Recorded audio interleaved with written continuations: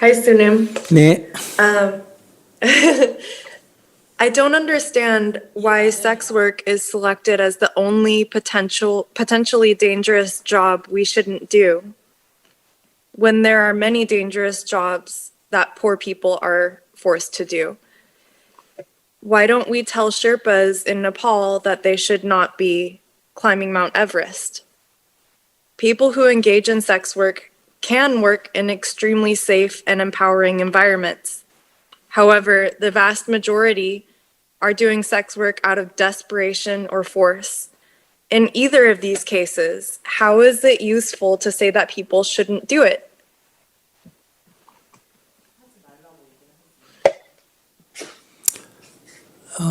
성 서비스를 노동으로 볼 것인가 아닌가 하는 문제는 오랫동안 논쟁되어 온 문제입니다. So the society as a society, we've been debating for a long time whether sex work is, it's labor or not. 일부에서는 가장 오래된 사람의 직업 가운데 하나다 이렇게 얘기하는 사람도 있습니다. Of course, there's well-known adage that, prostitution is the oldest form occupation in the world. 서비스업이라는 것은 그 사람에게 지압도 해주고 머리도 다듬어주고 이렇게 그의 만족을 주듯이 성적인 욕망을 가진 사람에게 성을 제공해서 그에게 만족을 하고 수입을 받는 것이 왜 부도덕하냐 이렇게 문제가 많이 제기됩니다. There's a lot of people like yourself who pose the question. There are other service industry, other occupations in the service industry. For example, massage. For example, other forms, hair, beautician, in which you cater to the clientele's interests and desires. And why is sex work so different? 첫째는 법률적으로 합법화해버리면 이것이 나쁜 것이 안 됩니다. I mean, the simplest thing, and first and foremost, is if you legalize it, then it no longer becomes a bad thing. 우리가 이 오락, 빠찡코 하는 거 이런 것도 정부가 허락한 범주 안에 그러니까 애틀랜틱 시티나 라스베가스나 여기서 하면 그냥 하나의 오락 산업이고 그 밖에서 하면 불법 도박이지 않습니까? For example, like pachinko in Japan, or it's like gambling.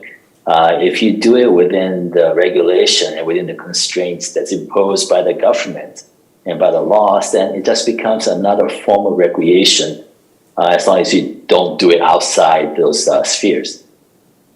거기서는 법률적으로 허용하느냐 안 하느냐, 법률적으로 허용하면 세금을 내느냐 안 내느냐의 결국 세금 문제입니다. So in that sense, looking at it from that legality perspective, is it legal or not? And if it's legal, how much tax do you pay? 그래서 이탈리아의 성산업에 종사하는 일부 여성들은 우리가 세금을 내겠다, 받아라, 그리고 합법화하자 이렇게 운동을 한 적도 있습니다. It's I believe that was the case in Italy, in which Italian sex workers proposed that if you legalize it, then we'll willingly pay taxes. 그러니까 이것이 논쟁 중에 있는 거다 하는 것을 먼저 말씀드립니다. So I'm telling you what I know about this subject, just so that just to let you know, I'm aware of different strands of debates out there. 그런데 이제 여기에는 그런데 이 직업은 안 갖는 게 좋겠다고 권유하는 데는 두 가지 이유가 있습니다. However, the recommendation we make that sex work is not a desirable occupation. There are two reasons for that.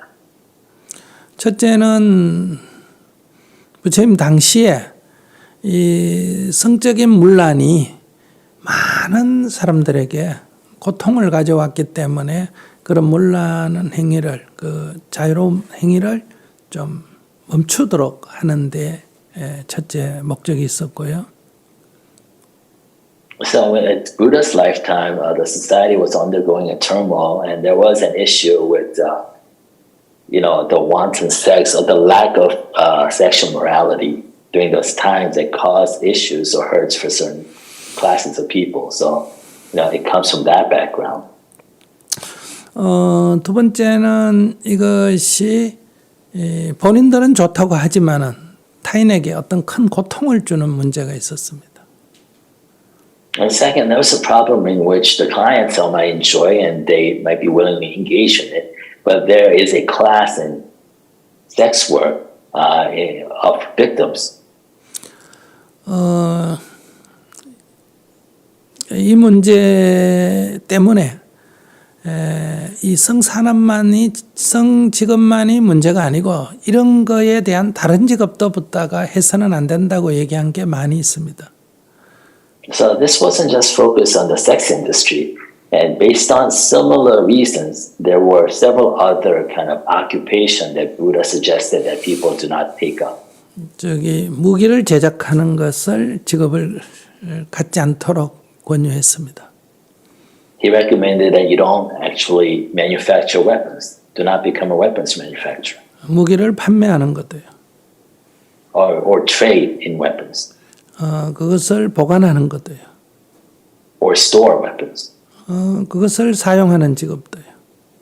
Or use weapons. 그러니까 사냥이라든지 도살이라든지 이런 직업은 가능하면 갖지 않도록 했습니다.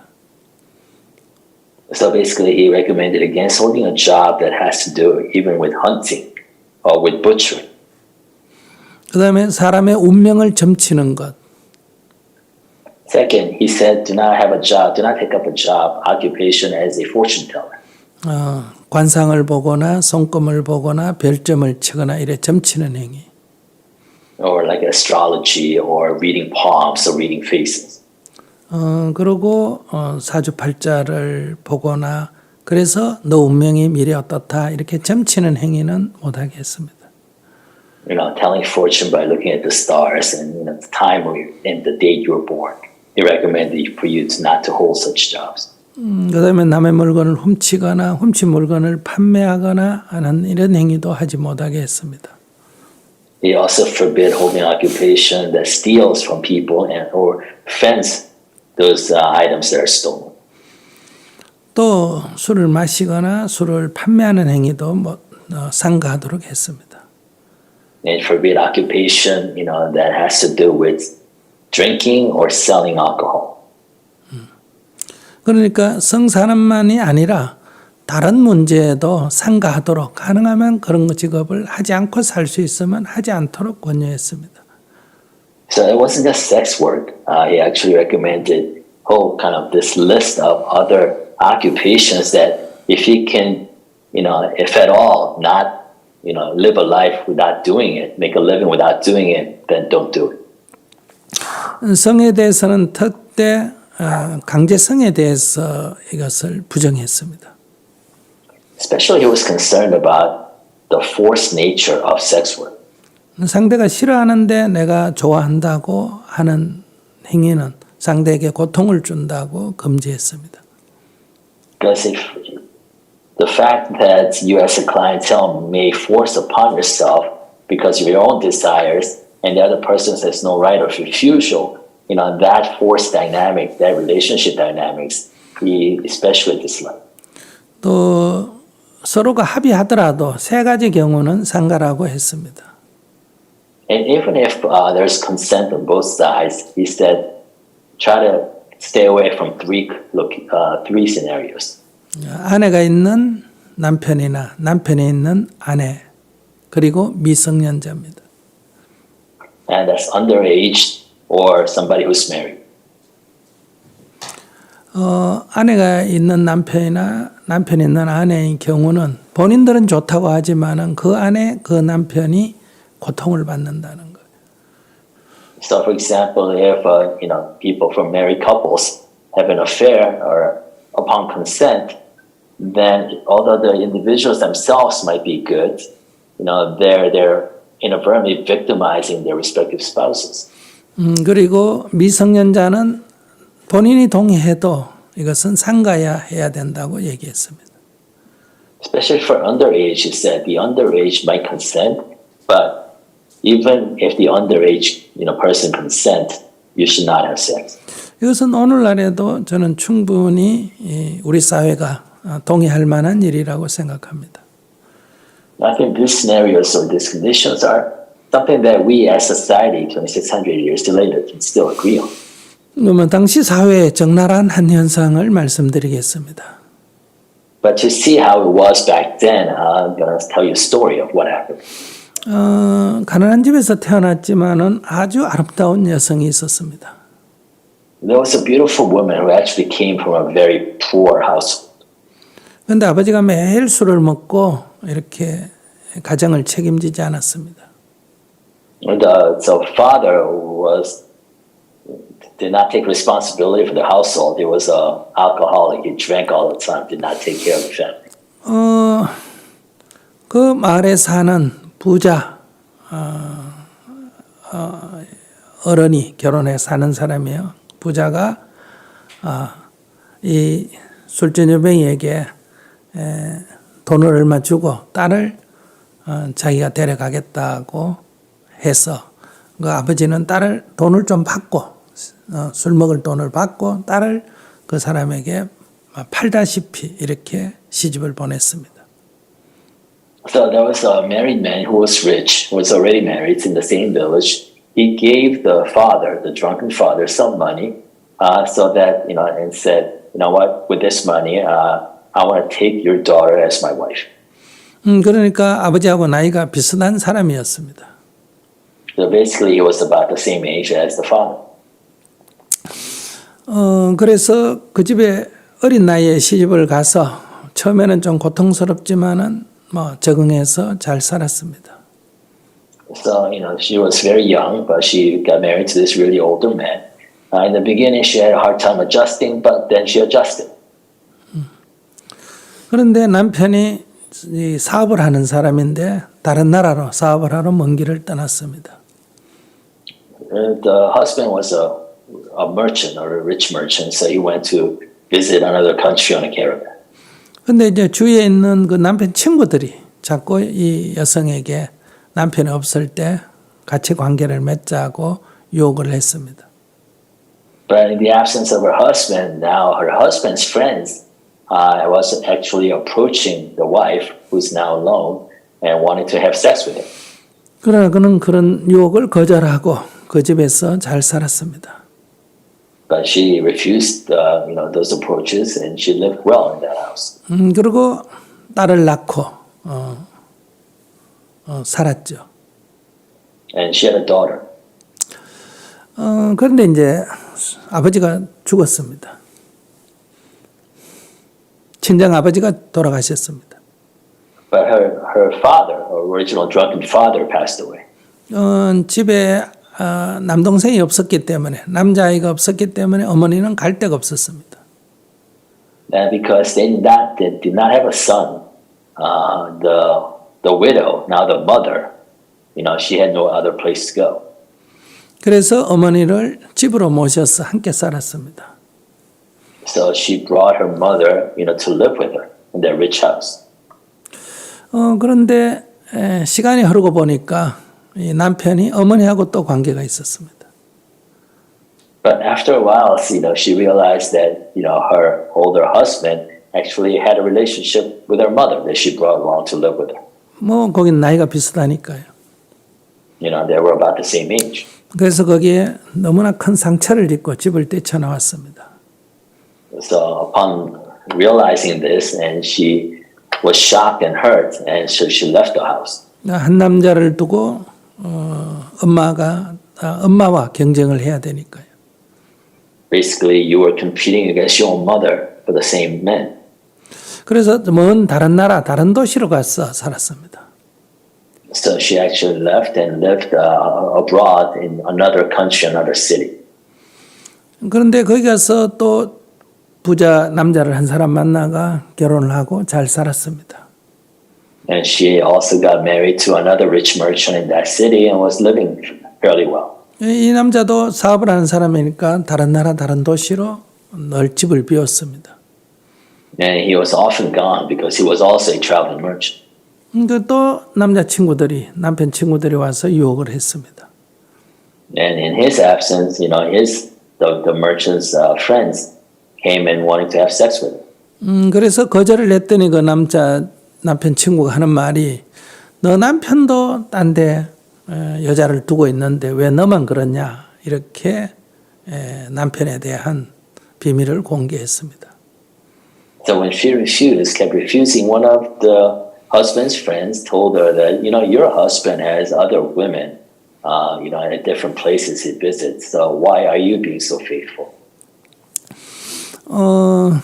그래서 남편이 돌아왔을 때 그 얘기를 했습니다. 당신 딴 데 여자를 두고 있느냐 하고 물었습니다.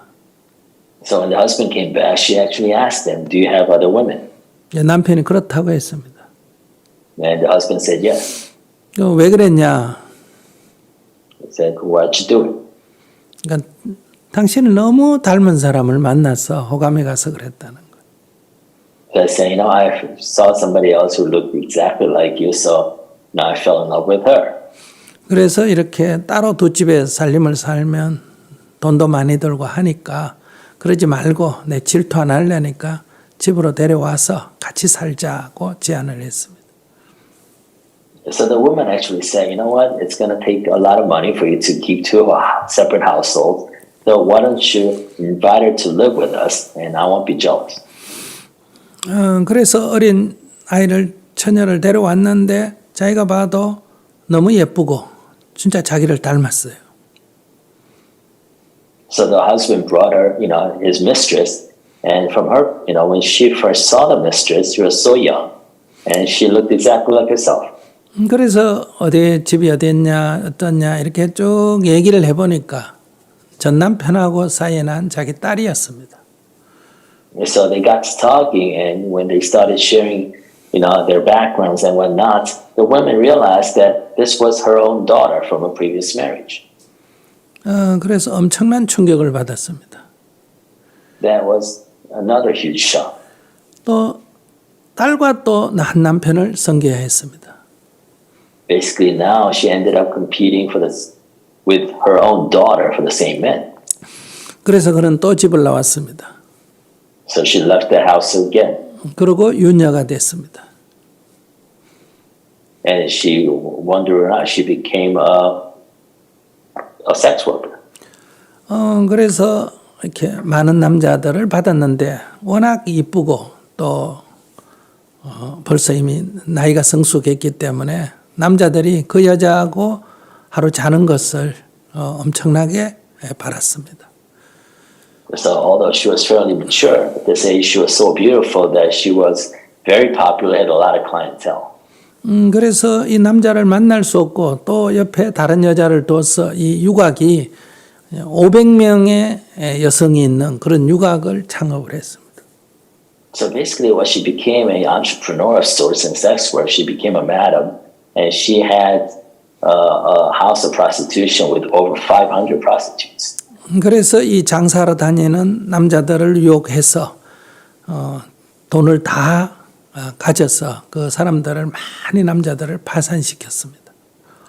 And she actually, attracted a lot of clientele who were traveling merchants and catered to their desires so well that she bankrupted a host of them. 그렇게 남자들을 많이 파산시키고 해서 복수를 했는데도 마음속에는 이게 딱 만족이 들지 않았습니다.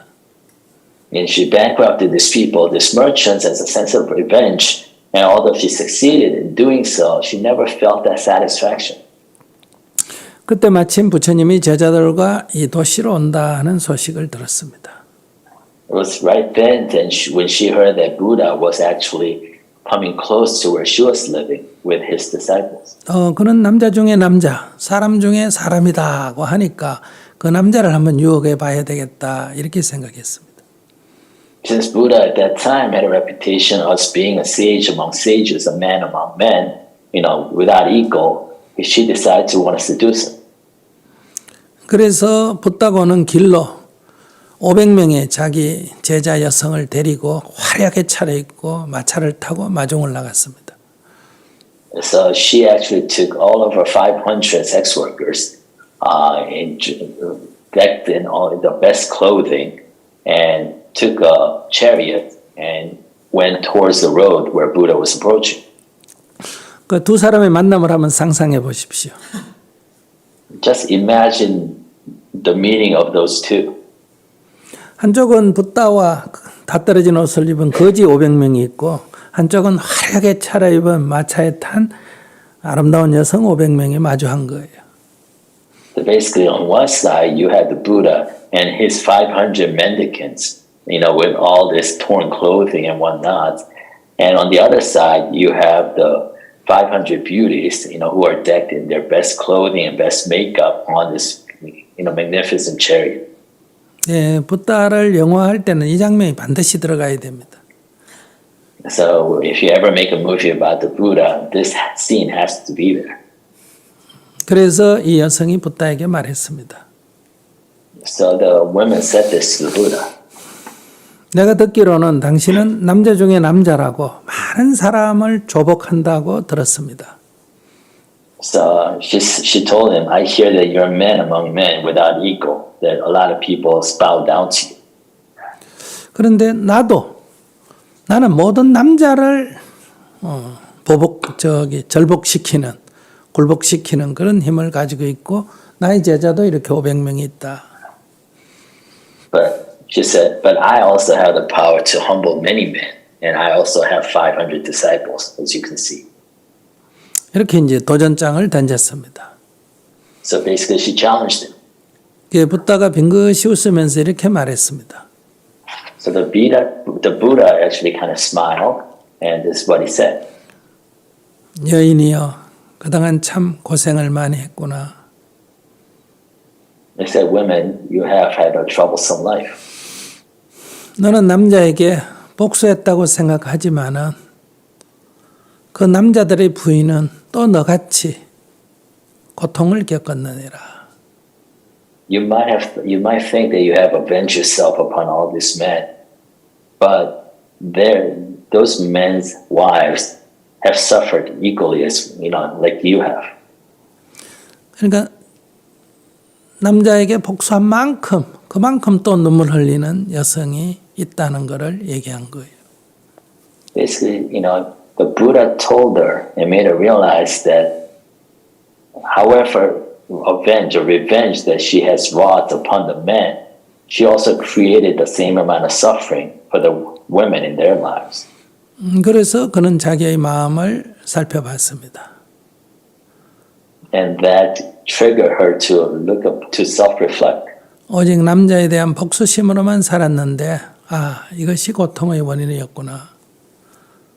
Because she was always motivated and driven by her sense of revenge upon the men of this world, and she didn't realize that in itself was a source of her suffering.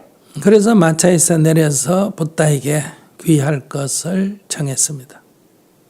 So she immediately got down from a chariot and asked Buddha to be accepted as a disciple.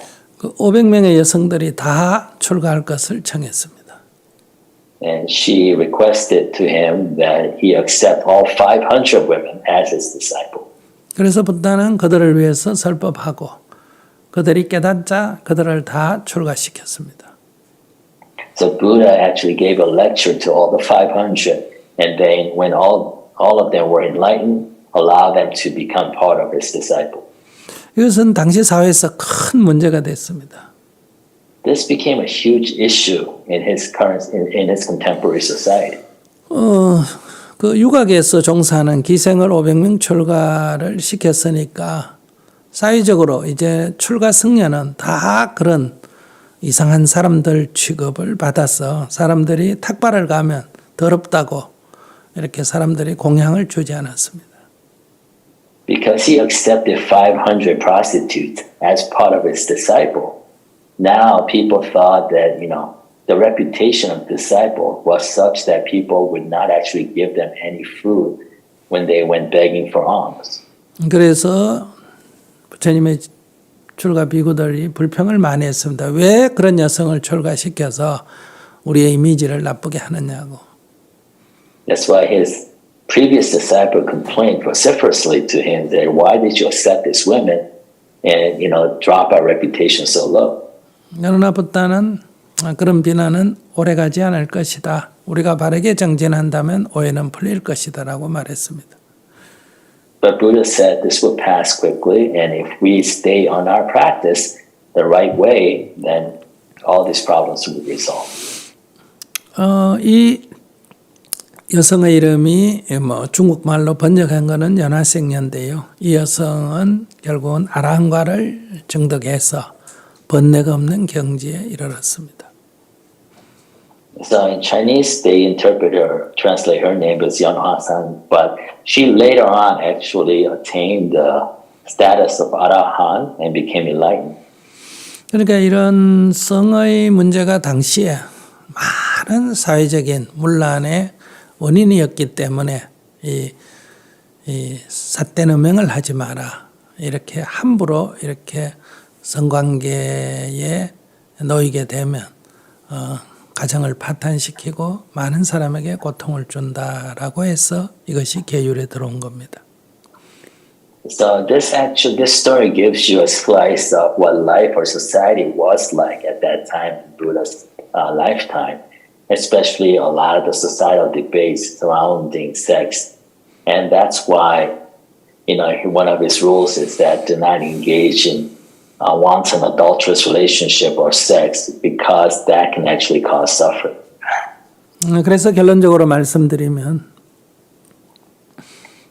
Just to summarize, 첫째 이것은 견해 차이로 직업이냐 바람직한 직업이냐 아니냐의 논쟁이 있다는 걸 먼저 첫째 우리가 받아들여야 하고요.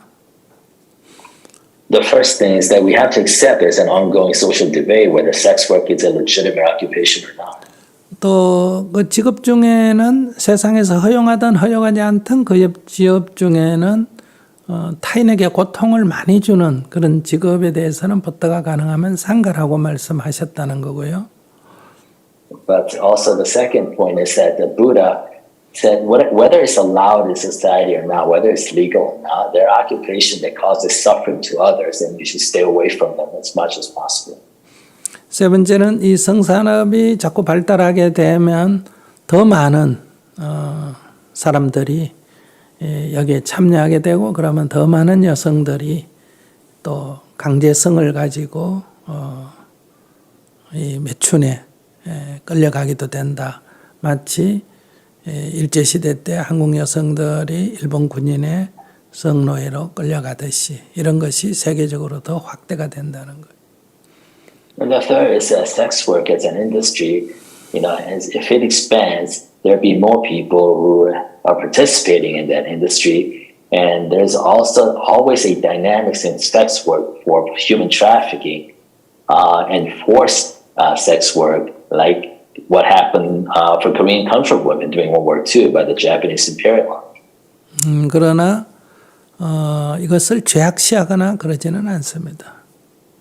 However, we don't actually, treat sex work as impure or dirty. 네, 얘기가 길었습니다만 본인 얘기를 더 해보세요. I'm sorry my talk, response went so long, but please go ahead if you have any response to what I just said. Thank you, Sunam. I really enjoyed that story a lot. I think it helped me understand 이해가 됐습니다. your perspective and the reasons for that. I think the reason I was confused, I think you said that 헷갈렸던 there were 거는 other careers that people should not become involved in, like I think you said like a manager of pachinko machines and 빠찡코 other things like that. But 매니저 이런 I didn't 것도 see anywhere 하라고 들었는데 in any of the readings that people should not become involved in those things. The only one that I saw was that people shouldn't be involved in sex work. But I do think that I'm understanding more and more 점점 더 that we have different perspectives, and I guess my perspective personally is just that in any career, someone, it doesn't seem to me like they should be responsible for their clients' personal lives and 그 you know, like if I'm 개인적인 삶에 if I 대해서 serve 책임져야 coffee 된다. and someone 커피를 I'm now serving this person their 10th cup of coffee that day, that's not my responsibility. 10잔째면은 Or if this person promised their spouse that they wouldn't drink, it's not my responsibility to not serve them more alcohol. I'm just doing my job. So I think it's the responsibility of the men to not cheat on their wives, not the responsibility of the person doing the work. But I do understand better why that is, you know, something that is advised against, I guess. But I would just like, personally, I'd like to see more, you know, if there are other careers that we are advised against, that not be the only one.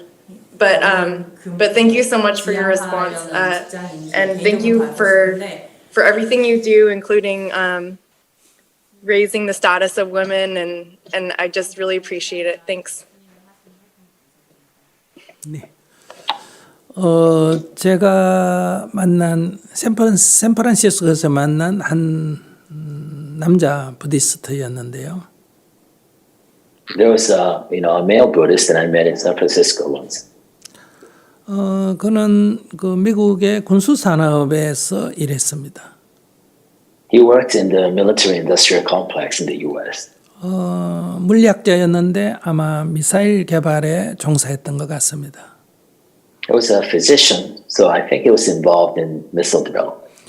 네, 부처님의 가르침을 공부하면서 자기 직업이 사람을 살상하는데, 대량 살상하는데 자기 재능이 쓰인다는 것을 알았습니다.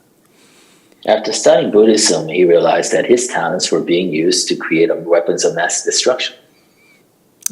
그래서 그는 그 직장을 그만두고 월급이 좀 적더라도 자기 재능이 좀 더 세상을 아름답게 하고 좋게 하는데 쓰이기 위해서 직장을 옮겼다는 얘기를 들은 적이 있습니다. So he quit his job and took a lower pay to, work at in an occupation in which his talents could be put to more constructive uses. 그러니까 우리가 어떤 직업 중에 차별을 하자는 게 아니라 가능하면 세상에 해를 덜 끼치고 세상에 이로운 직업을 선택하는 것이 불자로서 저는 바람직하다고 생각합니다. So I'm not discriminating or judging between different occupation. I think as a Buddhist, what I'm proposing is that we try to choose occupation that causes as little suffering to others as possible. 제가 20대 때 이런 새로운 불교 운동을 하려고 절에서 나와서 활동했기 때문에 이게 활동, 재정 기반이 하나도 없었습니다.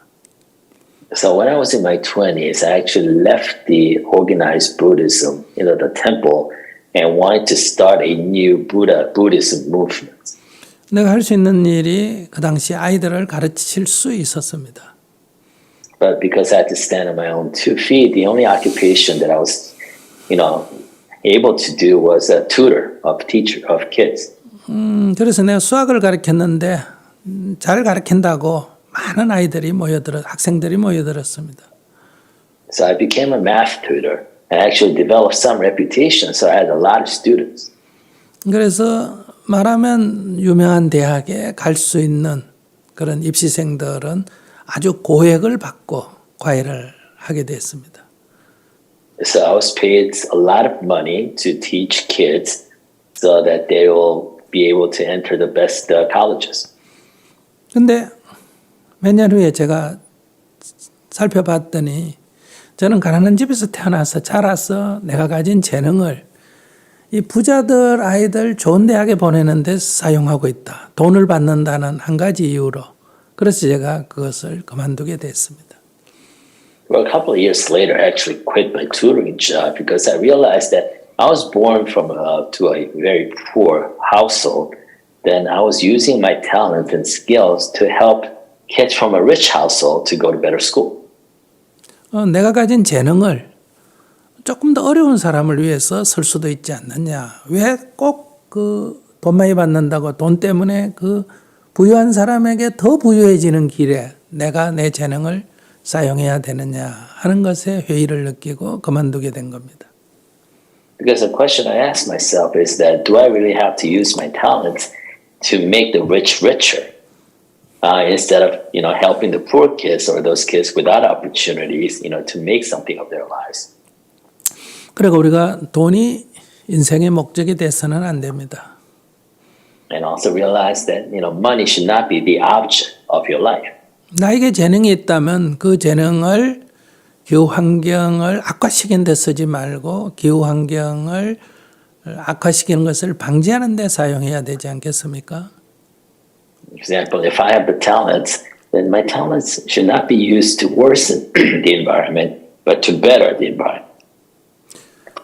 전쟁을 부추기는 데 쓰지 말고 전쟁을 막는 데 사용해야 되지 않겠습니까? My talents should not be used to start war, but to prevent war. 사람들에게 괴로움을 가져오는 데 쓰기보다는 사람들의 괴로움을 벗어나도록 하는 데 사용해야 되지 않겠느냐는 거죠. My talent should not be used to cause more suffering, but to help people relieve themselves of suffering.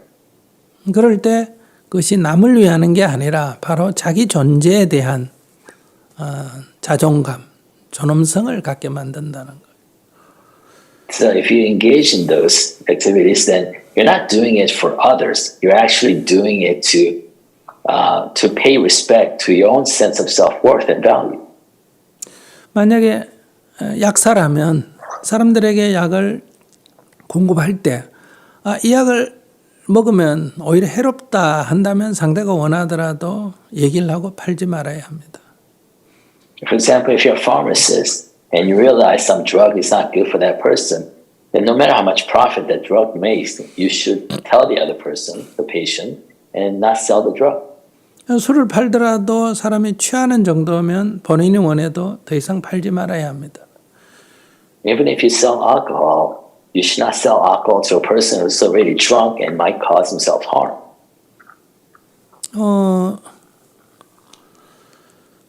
의사라도 과잉 진료를 하지 않아야 합니다. And if you're a doctor, you should not purposely overdiagnose for your own business interest. 제가 아는 변호사는 이런 분도 있었습니다. I knew a lawyer who did this once. 이혼하러 사람이 오면 그 이혼을 부탁하러 오면 그분에게 이 변호사비가 만약에 $10,000다 그러면 내가 권하는 데 갔다 오면 $5,000로 감해주겠습니다. 그것이 바로 우리가 정토에서 하는 깨달음의 장이라는 수련이에요. 거기 갔다 오면 제가 이 절반으로 해드리겠습니다. 이렇게 제안해서 그분이 그 수련을 하고 그래도 이혼을 하겠다 하면 해주지만은 그러면 대다수 절반 이상이 이혼을 할 필요성이 없고 제가 다시 해보겠습니다. 이렇게 갈 때도 있습니다. So I actually knew this divorce attorney, and whenever a client would approach him to want to represent himself in a divorce, he would offer a counter offer that if you actually go and take this workshop, spiritual practice workshop by Jungto, then I'll give you, and you still want a divorce afterwards, I'll give you a 50% discount. 네, 그래서 내가 가진 직업을 가지고 우리는 세상에 유용하게 쓸 수도 있다는 겁니다. So all I'm saying is that, it is possible for you to take your talents and use an occupation that are productive and that's value add to the society. 그래서 세상에 해를 끼치는 직업을 가지는 것을 삼가고 두 번째는 유용한 직업이라 하더라도 거기에 돈에 너무 집착하게 되면 과잉, 사람에게 해를 주는 역할을 하게 된다. 그러니까 그런 것을 주의해라. 이것이 팔정도의 정명입니다. 정명. 바른 생활, 바른 직업관을 갖게 가르치는 가르침입니다. So basically one of the eightfold ways, the right life, right living, it's all about for you to engage in something that does not cause suffering to others and engage in an occupational living that provides value add to society. However, without attaching yourself too much on the money itself, otherwise you also end up causing suffering. 네.